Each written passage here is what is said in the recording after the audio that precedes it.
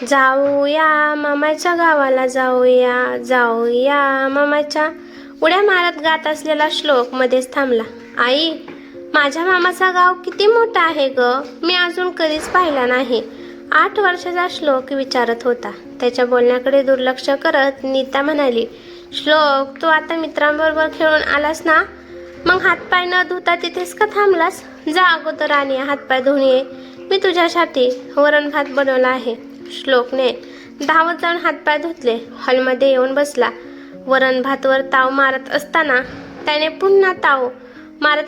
पुन्हा आईला विचारले, आई, मामाच्या गावाला आपण जाऊयात का ग या सुट्टीला? आता मात्र नीता त्याच्यावर जोरात ओरडली, काय मागासपासून मामाचं गाव लावले? तुला काय कमी आहे का इथे? मामाचा गाव म्हणे, तुला सुट्टी एन्जॉय करायची आहे ना, मग कुठेतरी पिकनिकला जाऊया. ठीक आहे. नको, मी नाही येणार पिकनिकला. दुसऱ्या कुठल्या ठिकाणी. माझे सगळे मित्र त्यांच्या मामाकडे जाणार. मला पण माझ्या मामाचे गाव पाहायचे आहे. श्लोक, तू आता ऐकणार आहेस की नाही? का देऊ एक धक्का? मी सांगितलं ना तुला यावर्षी आपण गोव्याला जाऊ. तुला आवडतं ठिकाण आहे ते. चल आता तो वरण भात संपव बघू. शहाणं माझं बाळ. आई, प्लीज आपण मामाच्या गावाला जाऊया. माझ्या क्लासमधला गणेश सांगत होता की तो मामाच्या गावाला जाणार आहे. त्याचा मामा म्हणे कोकणातमध्ये राहतो, तिथे खूप झाडे असतात. त्याच्या मामाचं घर मोठं आहे. घरासमोर खूप मोठं अंगण आहे आणि कोकोनट ट्री भरपूर आहेत. घरासमोर विहीर आहे आणि ते विहिरीजवळ जाऊन आंघोळ करतात. आंब्या चिकूची झाडे आहेत. अंगणात बसून रात्रीच्या वेळेस चंद्र व तारे न बघतात. एकदा बाबांनी मला चित्र काढून दिलं होतं ना, तसंच चित्रासारखं त्याच्या मामाचं घर आहे. किती चांगला आहे त्याचा मामा. माझ्याकडे यातलं काहीच नाही. त्याची आई पण खूप चांगली आहे. त्याला मामाकडे नेते. तू वाईट आई आहेस. श्लोक रडकुंडीला येऊन म्हणत होता. श्लोकला कसं समजावं हे नीताला समजेनासं झालं. मनातून ती फारच दुःखी झाली. तू वाईट आई आहेस, मला मामाच्या गावी नेत नाहीस. त्याचे शब्द तिच्या कानात घुमत राहिले. स्वतःच्या पिल्लाला मामाच्या गावाला जायची लागलेली ओढ दाबून ठेवताना तिचं काळीज तुटत होतं. या पोराने काय मनात खूळ घेतले आहे आणि त्याला कसं काय समजावं हे प्रश्न तिला त्रास देऊ लागले. ती विचारात गुंतून गेली. भूतकाळाच्या आठवणीने पुन्हा बहरून आली. लहान असताना तीही अशीच सुट्ट्या लागल्या की मामाच्या गावाला जायची.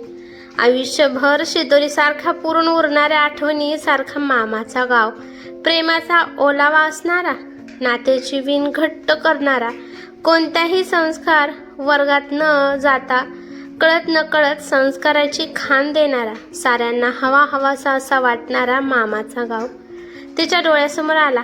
निसर्गाचा बहर आलेली मायेची आजी, प्रेमाने धाकात ठेवणारे आजोबा, रोज गोडाधोड्याचे करून घालणारी मामे भावंडात केलेली मस्ती, दंगा, मज्जा आठवली. दरवर्षी मामाचं त्याच गावाला जाताना नवलाई असायचे. जांभळ करवंद पोटभर खायची. दुपारच्या टायमाला बर्फाचा रंगीत गोळ्या खाऊन कलरफुल झालेली जीभ एकमेकांना दाखवताना लय भारी वाटायचे.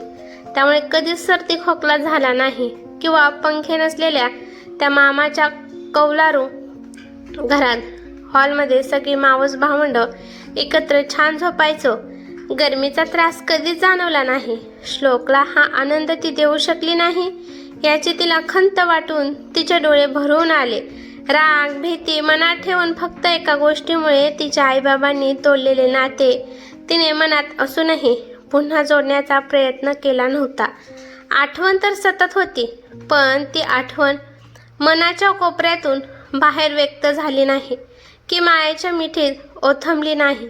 2 पावले मागे सरून आईच्या कुशीत जाऊन का नाही मी व्यक्त झाले? कदाचित बाबांचा राग श्लोकला पाहून लोण्याचा गोळा झाला असता. मी चुकले, खूप चुकले याची खंत वाटून नीताचे डोळे भरून टपकू लागले. नीता पुन्हा एकदा आठवणीत गेली. जवळपास 10 वर्षापूर्वी मराठी कुटुंबातल्या नीताने जातीबाहेरच्या राकेशची घरच्यांचा विरोध पत्करून प्रेमविवाह केला. लग्नानंतर वडिलांचा आशीर्वाद घेण्यास ती गेली तेव्हा बाबांनी त्रागा केला. घरात तर घेतले नाहीस, वर म्हणाले, आलीस तशी इथून चालती हो. आजपासून तू आमची कोणी नाहीस. तू आमच्यासाठी मेलीस. तुझ्या नावाने आंघोळ करतो. असं बोलून त्यांनी अंगासमोर असलेल्या विहिरीचं पाणी काढून अंगावर शिव शिव शिव करत अंगावर ओतून घेतलं. राकेशला आणि नीताला जवळजवळ त्यांनी हाकलून दिलं. त्यानंतर ती पुन्हा कधी माहेरी गेलीच नाही. बऱ्याचदा राकेशने तिला जाण्यास सांगितले, पण तिचा इगो आड आला. आपल्याला हाकलून दिलं याचा राग तिच्या मनात होता. त्यामुळे तिने कधी बोलण्याचा किंवा माहेरी जाण्याचा प्रयत्न केला नव्हता. पण आज इतक्या वर्षानंतर श्लोकसाठी तिला माहेरची ओढ लागली होती. काही झालं तरी, कोणीही कितीही बोलले तरी श्लोकला यावर्षी मामाच्या गावी घेऊन जायचं म्हणजे जायचं. तिने अगदी मनोमन ठरवून निर्णय पक्का केला. लगेच ती श्लोकच्या खोलीत गेली. श्लोक हिरमसून झोपी गेला होता. त्याच्या केसावरून गालावरून हात फिरवत ती त्याला म्हणाली, ए पिल्लू, चल उठ पाहू, आपल्याला मामाच्या गावी जायचं आहे ना. बॅगा भरायला घे आणि हो, आताच मार्केटमध्ये जाऊन आणि नवीन कपडे आणूया. आता श्लोक मात्र राग कुठल्या कुठे पळून गेला होता. त्याने टुनकन उडी मारून आनंदाने नाचायला चालू केलं. त्याचा उत्साह पाहून तिलाही मनोमन नाचावंसं वाटू लागलं. लगेच तिने राकेशला फोन करून तसे सांगितले. ट्रेनची तिकीट बुक करायला सांगितली. ठरलेल्या दिवशी तिघेही ट्रेनमध्ये बसले. प्रवास सुरू झाला. यापूर्वी अनेक वेळा श्लोकने ट्रेनमधून प्रवास केला होता. तशी आजची झुकझुक गाडी त्याला वेगळाच आनंद देत होती. खिडकीतून बाहेर पाहताना श्लोकला फार मजा येत होती. गाडी गावाकडे जाताच निसर्गाचे सौंदर्य दिसू लागले. उंच उंच डोंगर, कितीतरी बोगद्यातून जाणारी गाडी, लांबवर पसरलेली शेती, मध्येच एखादा गुराखी दिसत होता. वेडीवाकडी वळणे घेत चाललेली नदी, तिचं स्वच्छ पाणी बघून श्लोकला वेगळाच आनंद वाटत होता. आपल्या आईबाबांना अनेक प्रश्न विचारून भांडावून सोडत होता. कुठच्याही कॅम्पला न जाता त्याला सगळं अनुभवता येत होतं. स्टेशनवर उतरल्यावर पुढचा प्रवास बसने केला. मामाचा गाव आला बघ म्हणत नीताने श्लोकला बसमधून उतरण्यास सांगितले. बसमधून उतरल्याबरोबर द्राक्षेच्या बागा दिसल्या. बाजूला उंच उंच डोंगर, मधूनच सूर्याची दिसणारी तिरपी किरणे, बागातून पाटाचे झुळझुळ वाहणारे पाणी, पक्ष्यांचा किलबिलाट, मोठी आंब्यांची झाडे, त्या झाडावर पिकलेले आंबे खात बसलेली माकडे, रस्त्यावर पडलेली जांभळाची आरस. श्लोकच्या स्वप्नातल्या मामाचा गाव आज सत्यात दिसत होता. बऱ्याच वर्षांनी आलेल्या नीताला या पाहिलेल्या गोष्टीची नवलाई वाटत होती. निसर्गाचे देखणे रूप पाहून सुखावलेले ते तिघे मामाच्या घरी कधी पोहोचले ते कळलेच नाही. समोर माहेर घर दिसताच नीता मनातून थोडी घाबरली तरी श्लोकला म्हणाली, बाळ, हे तुझ्या मामाचे घर. ज्या आनंदाने आपण माहेरच्यांना कोणतीही सूचना न देता आलो आहोत, तो आनंद टिकून राहील की नाही अशी भीती तिला वाटू लागली. सगळा धीर एकवटून तिने अंगणातून हाक दिली, आई, बाबा. तशी घरातील सगळी मंडळी बाहेर आली.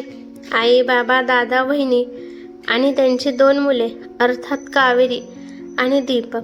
दीपक 12 वर्षाचा तर कावेरी 10 वर्षाची. तिच्या लग्नाच्या वेळी कावेरी 1 वर्षाची होती. आता केवढी मोठी झाली, किती गोड दिसते. नीता मनातल्या मनातच म्हणाली. बाबा सोडून सगळी मंडळी सुरात म्हणाली, नीता असे अचानक आलात? आईचे तर डोळे भरून आले. श्लोकला जवळ घेत ती त्याचे पटापटा मुक्की घेऊ लागली. वहिनीने धावतच स्वयंपाकघरातून भाकर तुकडा आणला. तिघांच्या डोकावरून फिरवून नजर काढली. पायावर पाणी ओतले आणि घरात प्रवेश करण्यास सांगितलं. आता तिघांनीही सगळ्या मोठ्यांना नमस्कार केला. नीता तर आईच्या कुशीत शिरून रडू लागली. आई, मला माफ कर. मी माझ्या पिल्लाला मामाचा गाव दाखवायला आणले. प्लीज मला रागवू नका. आईला वाईट वाटलं आणि ती म्हणाली, नीता, माझा नातू एवढा मोठा झाला आणि त्याला जर मामाकडे यायचे आहे तर कोणी तोडू शकत नाही. आणि हे बघ, तुझे बाबा आता थकलेत ग. कदाचित तुझी आठवण त्यांना मनोमन येत असेल, पण ते तसे बोलून दाखवत नाही. आज मात्र मनातून आनंदी दिसतायत. बघ कसे श्लोकने त्यांच्या पाया पडतात. आशीर्वाद देता देता त्यांचे मुके घ्यायला लागले. त्यांचा राग आता निवळेल बघ. श्लोक इतक्यात मामे भावंडात अगदी पूर्वीपासून ओळखत असल्यासारखा एकरूप झाला होता. त्याला पाहून नीता व राकेशला सारखे वाटू लागले की श्लोकची इच्छाशक्ती एवढी होती की इतक्या वर्षाचा राग द्वेष केव्हाच गळून पडला. रात्र होताच सगळे एकत्र जेवाय बसले. जेवणात चिकन, मटण, बाजरीची भाकरी, जिरा भात जेवणाचा आस्वाद घेऊन तिघेही तृप्त झाले. आजोबा, चला ना, आंबे पिकत ठेवलेत ना तुम्ही, त्यातला एक आंबा मला द्या ना प्लीज. तुला कोणी सांगितलं? बाबा हसत हसत म्हणाले. दीपक दादाने व कावेरीताईने सांगितले मला, असे म्हणून श्लोक बाबांना घेऊन बाहेर गेला सुद्धा. दुसऱ्या दिवशी सकाळी लवकर उठून श्लोकने आपली प्राथमिक कामे आपणच आटोपली. आई, आम्ही आज फिरायला जाणार आहोत. टी शर्ट अंगात घालत असताना श्लोक बोलला.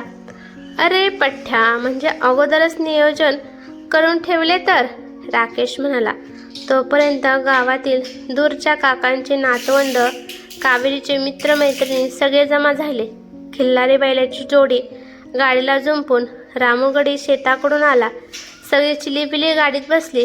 श्लोकने हुर्रे करत आरोळी ठोकली. बैलांच्या गळ्यातले घुंगरू वाजू लागले आणि श्लोकची भटकंती चालू झाली. नीता आई बहिणीबरोबर स्वयंपाक करायला मदतीला लागली. कितीतरी वर्षानंतर ती अशी नात्याच्या गोतावळ्यात वावरत होती. बैलगाडीने सैर करून आल्यावर सगळेजण नदीवर आंघोळीला गेले. सोबत राकेशही गेला. मागच्या वर्षी राकेशने श्लोकला स्विमिंग क्लासेस लावला होता, त्यामुळे त्याला पोहता येत होते. पण इथे स्विमिंग ड्रेस घालून नाही तर चड्डी बनियानवर श्लोक नदीत उतरून पोहण्याचा आनंद घेत होता. दीपक त्याला नदीच्या पाण्यात सूर कसा मारायचा ते शिकवत होता. नदीतले छोटे छोटे मासे पायावर गुदगुल्या करत असताना भारी मज्जा वाटत होती. तिन्ही सांजेला दिवा लावताना आई व भावंडाबरोबर तुळशीजवळ जाऊन शुभंकरी तो म्हणताना श्लोक शहाणा मुलासारखा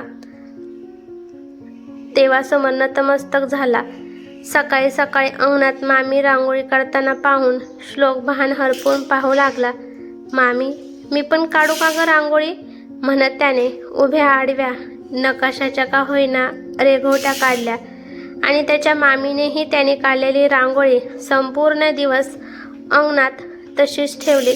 तिसऱ्या दिवशी शेतात जायचा बेत आखला. आज नीताही मुलांबरोबर निघाली. मामा, मामी, दीपक, कावेरी आणि सगळी छोटी मंडळी निघाली. जवळजवळ 50 एकर वडिलांच्या मालकीचा होता, त्यामुळे पूर्ण राखीव होता. त्यात कोणी जुनी झाडे तोडली नव्हती. करवंदीच्या झुडपातून फिरताना आंबट गोड करवंदाचा आस्वाद घेत, जांभळ खाऊन काळी जीभ दाखवताना तिघांना खूप मज्जा येत होती. माकड, वेगवेगळे पक्षी पाहून डोळे सुखावले होते. दुपारपर्यंत हुंदडून झाल्यानंतर मोर्चा घरी गेला तेव्हा आईने थंडगार ताक दिले. मामा, आज आपण चिवचे घर बघूया, श्लोकने सकाळीच मामाला सांगितले. रविवार असल्या कारणाने मामालाही सुट्टी होती, त्यामुळे मामाने लगेच मान डोलावली. शेतघर थोडं दूर होतं. घराजवळच मोठा गोठा होता. गोठ्यात 10 दुभत्या गाई आणि वासरे पाहून श्लोक भान हरपून गेला. कानात वारं शिरल्यासारखा वासरासारखा शेतात उड्या मारू लागला. नारळाच्या मोठमोठ्या ढिगाकडे पाहून अवाक झाला. वाव मामा, किती सारे हे नारळ, असे म्हणताना तोंडावर हात ठेवला. त्याच्या त्या वावमध्ये नारळ फॅक्टरी अपेक्षित होती. गायची धार धरताना वाटणारी गंमत त्याला आयुष्यभराची ओढ निर्माण करून गेली. दिवसागणित बाबांचा राग नातवाला कुशीत घेता घेता कमी होत चालला होता. हे सगळं पाहिल्यावर नीताही सुखावत होती. ही सुट्टी संपूच नये असे तिलाही आता मनोमन वाटू लागले. या सुट्टीत श्लोकने केलेली धमाल, खाणं पिणं, खेळ, गमती जमती, नदीत पोहणे, शेताची सफारी, चिंचा बोरं खाणं, या सगळ्यातून 8 वर्षात जेवढे संस्कार श्लोकवर झाले नाही ते एका सुट्टीत मामाच्या गावाला आल्यामुळे झाले याचे मनोमन समाधान तिला आणि राकेशला वाटत होते. निरोपाच्या वेळी नीताने बाबांचा नमस्कार करताच भरून आलेल्या डोळ्यांनी बाबांनी आशीर्वादासाठी डोक्यावरती ठेवलेला हात, आईने श्लोकच्या खिशात खाऊसाठी ठेवलेले पैसे आणि त्यानंतर आजीच्या आणि मामे भावंडाच्या ओढीने सारखे मागे वळून बघणारा श्लोक, मामाच्या मुलीने दिवाळीच्या सुट्टीत ये रे श्लोक असं मोठ्याने सांगितलं. त्या क्षणी श्लोकच्या गालावर खुदकन हसू आलं. ते पाहून नीतालाही खूप समाधान मिळत होते. ही कथा कशी वाटली ते मला कमेंट करून नक्की सांगा. कथा आवडली तर लाईक शेअर नक्की करा आणि चॅनेलवरती नवीन असाल तर चॅनेलला सबस्क्राईब करा. धन्यवाद.